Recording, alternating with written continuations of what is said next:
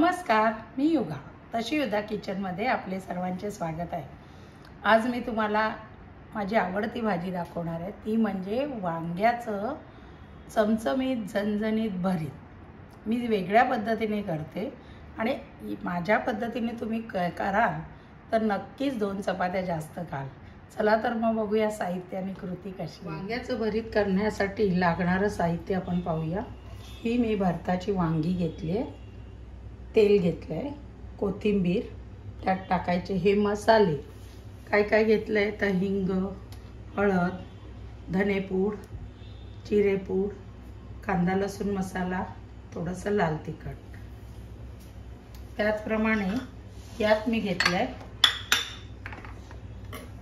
कांदा, 2 वांगी आहे म्हणजे साधारण अर्धा किलो आहे, तर त्याला मी 4 छोटे कांदे मीडियम साईजचे म्हणून 4 घेतले। मोठे असतील तर 2 कांदे, 2 मोठे टोमॅटो, लसूण आणि मीठ, लिंबू आणि त्याच्यात वाटण करणार आहे मी आलं, लसूण, हिरव्या मिरच्यांचे तुकडे घेतले 4-5, साधे तिखट जसं आपल्याला हवं तसं, आणि आलं, लसूण, हिरव्या मिरचीचे तुकडे, थोडी कोथिंबीर आणि ह्यात जिरं टाकणार 1 चमचा आणि वाटून घेणार। हे इतकं साहित्य लागणार। ह्याच्यात 1 चमचा जिरे आणि हे मसाला वाटून घेणार आणि फोडणीला ही राई आणि हे जिरे हे फोडणीला। भरीताचं वांग करायचंय तर सर्वप्रथम या वांग्याला अशी चीर द्यायची चारी बाजूनी।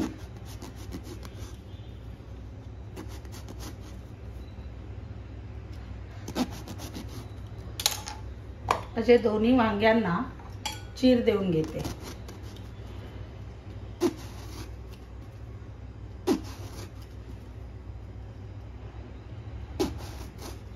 आणि चीर दिलेल्या ह्या वांग्यांच्या भागात हे लसूण आहे, हे मध्ये असे खोचणार मी। चीर दिलेल्या वांग्यात लसूण खोचायचा।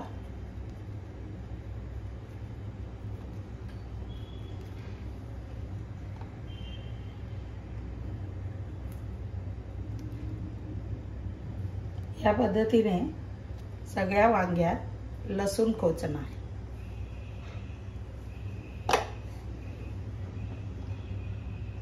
दोन्ही वांग्यात तसंच करणार।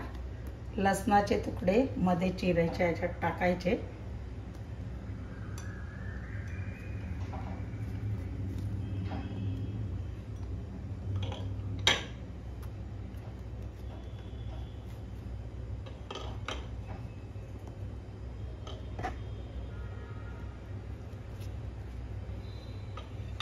आणि नंतर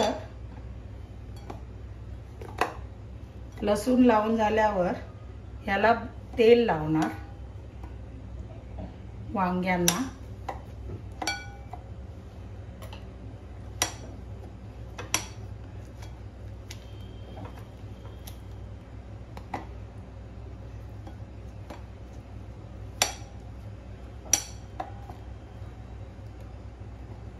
सर्व बाजूने तेल लावल्यावर आता या वांग्यांना आपल्याला गॅसवर अशी ही वांगी भाजून घेते आणि भाजल्यानंतर पुढची प्रोसेस तुम्हाला मी आता ही वांगी आपली भाजून झाली की काढून काय करायचंय, गार करायची आणि वरची सालं आपल्याला सोलून काढून त्यातला गर घ्यायचा आहे। आणि ही वांगी आपली भाजून झाली छानपैकी। आता काय करायचं, थंड झालं की याची सगळी सालं काढायची, काळावरचं काढून ते फेकायचं, स्वच्छ करायचं आणि मधला गर घेऊन तो कुस करायचा आहे। तोपर्यंत आपण बाकीची फोडणी तयार करू। आणि अजून एक असं, हे जेव्हा गार करायला ठेवतो तेव्हा याच्यावर एक ताट लगेच ठेवलं किंवा काय झाकून ठेवलं तर वाफेमुळे त्याची सालं लवकर निघतात।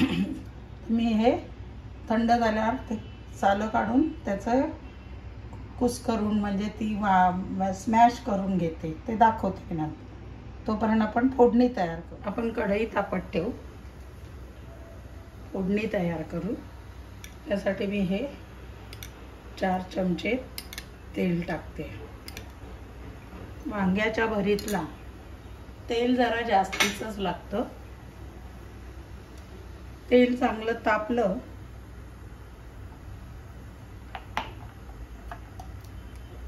की त्यात बघायचं तापलं का.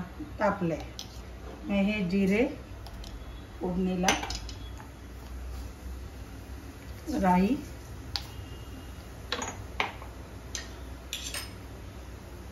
नंतर हे हिंग,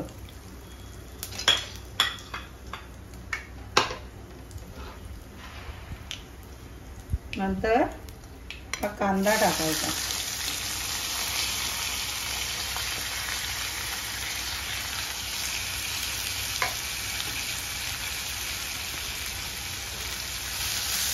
आणि हा कांदा छान परतून घ्यायचा. त्याच्यासाठी त्याच्यावर झाकण ठेवायचं. आता कांदा भाजला का बघायचं. हा कांदा परतत असताना अजून कांदा भाजायचा. ह्या परतत असताना ह्याच्यात हळद टाकायची.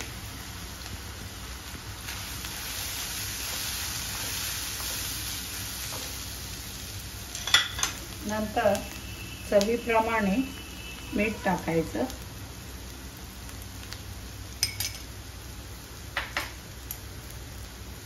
थोडी कोथिंबीर टाकायची.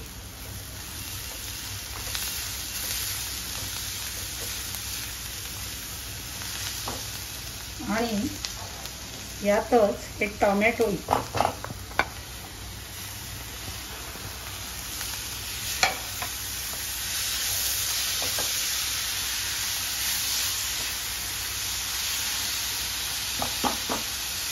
आणि परत झाकण ठेवून मंद गॅसवर शिजून द्यायचे टोमॅटो. आता परत झाकण काढून त्याच्यात हा जो मिरची, आलं, लसूण, जिरे आणि थोडी कोथिंबीर हा वाटलेला गोळा आपल्याला जेवढं तिखट हवं त्याप्रमाणे घालायचं.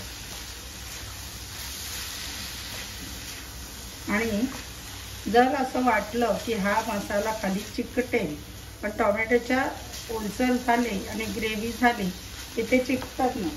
पण जर असं सुक्कं वाटलं तर यात नावाला 1 चमचा पाणी घालायचं, म्हणजे मसाला जळत नाही.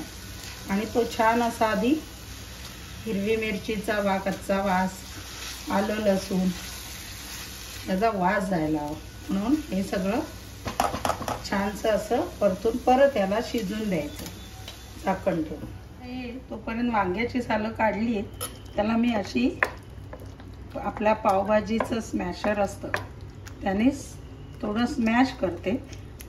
लसूण बिसून असतो त्याच्या सकटच करायचे.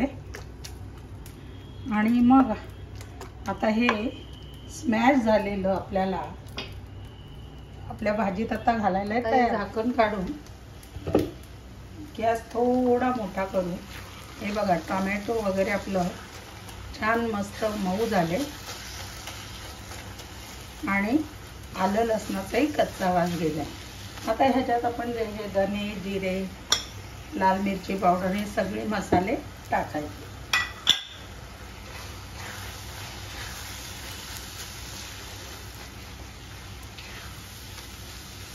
आणि याच मसाल्याबरोबर हे जे वांग्याचं आपण केलंय हे टाकायचं.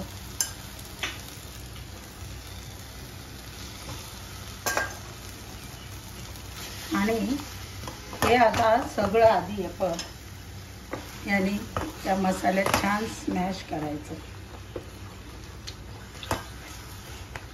म्हणजे आपला कांदा, टोमॅटो आणि सगळं हे एकजीव झालं पाहिजे.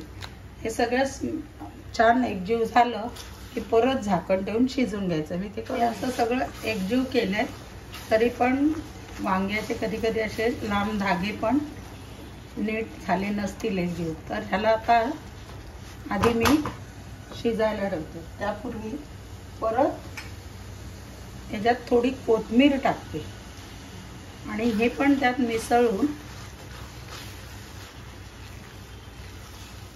हे असं छान एकजीव करून त्याला आता मंद गॅसवर 5 मिनिटं छानसं शिजून देते. सगळे मसाले लागले. 5 मिनिटं झालेत. आपण बघूया. हे बघा मस्त सुगंध सुटलाय भाजीचा, मसाल्यांचा वास. भरीत आपलं झाले. आता काय करायचं, शेवटी ह्याच्यात लिंबू घ्यायचं, कारण एक लिंबू पिळायचं यात आणि गॅस बंद करायचा आणि लिंबू मिक्स, कारण लिंबू टाकल्यावर शिजवायचं नाही, कडू लागतं मग. आता हे लिंबू, कारण आपण मिरची घातली आहे, लाल तिखट घेतलंय, असं चमचमीत आणि झणझणीत हे वांग्याचं भरीत आपण केलंय. तर हे तयार झालंय. परत ह्याच्यावर झाल्यावर ही कोथिंबीर